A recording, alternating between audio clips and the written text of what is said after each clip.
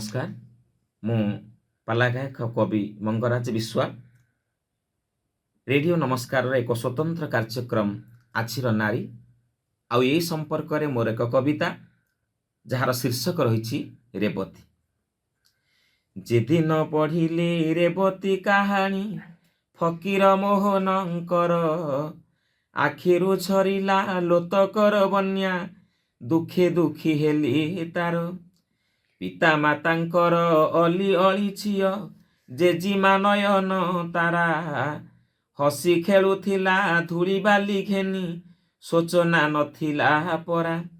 बासु मास्टरंक कथारे रेवती पढ़िबा पाई कि पाठ पिता श्याम बंधु पादे कला अली माँ को करिला तुष्ट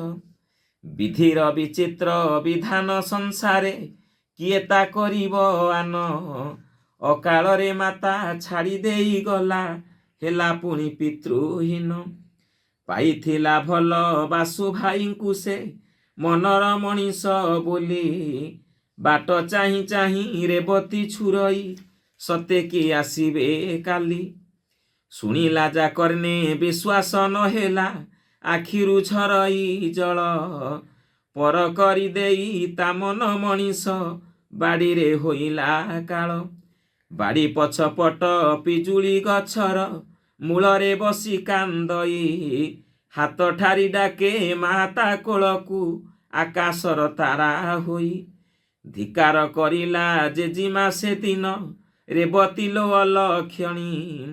पाठ पढ़िबारु पिता माता मले तुहे कुल कलंकिनी लोरे बिलोनिया लो चुली बोलिन केते बुढ़ी गाली देला